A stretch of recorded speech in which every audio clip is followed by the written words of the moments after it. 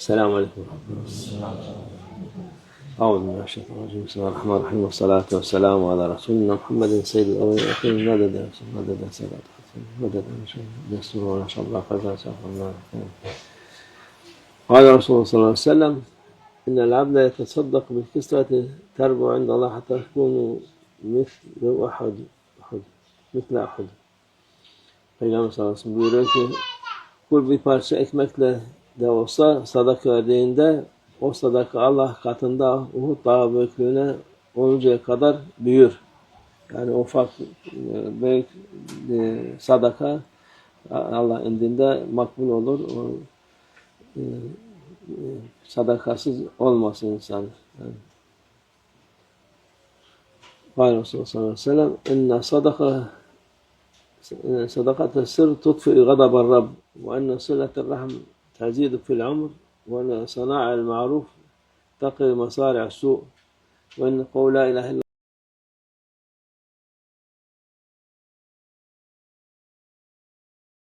الله تسعة سنة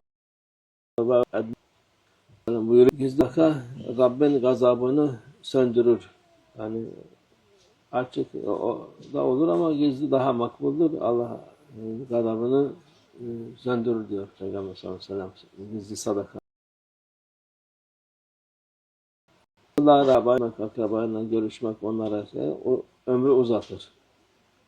İnsanın ömrünü uzatır. Ailesiyle, kardeşleriyle, amcalarıyla, akrabalarıyla görüşmek bu ömrü uzatır. İyilik yapmak, kötülük kapılarını kapatır. Yani insanlara iyilik yaparsan kötü kapılar kapanır, sana zarar gelmez. La ilahe illallah demek sahibinin en küçüğü, üzüntüsünü bela olmak üzere, üzüntü belasını olmak üzere 99 bela kapısını kapatır. Yani o kadar kapıları, bela kapılarını kapatır. En küçüğü üzüntü, hüzün, insanların sıkıntısı olduğu vakit la ilahe illallah desin ki o sıkıntılar gitsin inşallah. Kâle Resulullah sallallahu aleyhi ve sellem: İnne fil mâli hakkan siva zekâ. Sana buyuruyor ki bir malda zekattan başka ödenmesi gereken başka haklar da bulunmaktadır. Yani bir malda zekattan başka da yani borç varsa, başka şeyler varsa, onun başkasının malını almışsa o hakları da ödemek lazım. Sırf zekat değildir o maldaki hak. Başka şey varsa ona da ödenmesi lazım. Zekattan başka değil. Kâle Resulullah sallallahu aleyhi ve sellem: Fitnetel ricâl fi ehlihi ve mâlihi ve nefsihi ve veledihi ve carihi yukaffiruhâ siyâm ve salât ve sadakat ve emr bil ma'ruf ve nehy anil münker.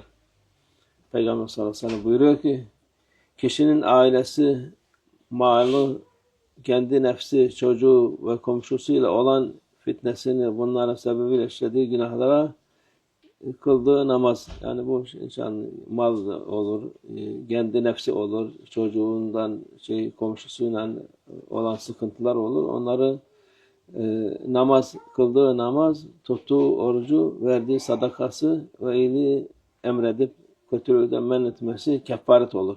Bunların yaptığı şeylerin bilerek bilmeyerek yaptıklarını bu namaz, oruç, sadaka ve iyilik yapmak ondan kefaret olur. Onlar affolur Allah'ın izniyle. Kâle Resulullah sallallahu aleyhi ve sellem: Enfik ya Bilal ve tehşe min zil arşi iklâle. Enfik ya Bilal ve tehşe min zil arşi iklâle. Sadaka Resulullah. Peygamber sallallahu buyuruyor ki Hazreti Bilal'e Habeşe'ye söylüyor. Yani onun vasıtasıyla hepimize söylüyor. Ey Bilal, infakta bulun, yani ver ve arş sahibine Allah'tan, arş sahibi Allah'tır. Yani yoksulluk konusunda bir endişen olmasın. Yani verip de param kalmayacak diye korkma diyor Bilal Hazretlerine. Ver, Allah Azze ve Celle eksiltmez sen, sadakadan eksilmez mal. Kâle Resulullah sallallahu aleyhi ve sellem: Enfiki ve la tuhsi feyuhsallahu aleyk ve la tu'i feyu'i Allah aleyk. Peygamber sallallahu aleyhi ve sellem buyuruyor ki infak et ve infak ettiğini sayma. Sonra bunu şey olarak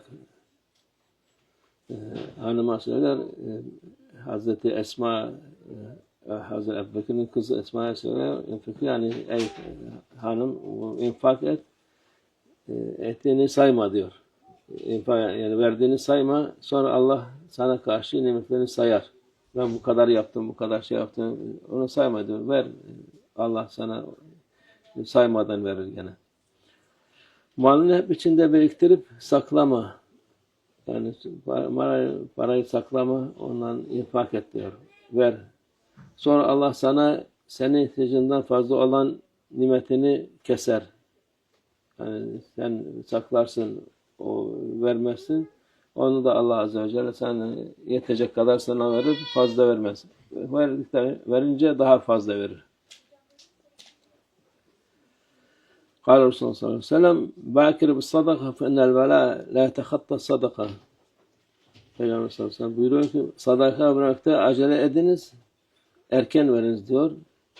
Zira bela sadakanın önüne geçmez.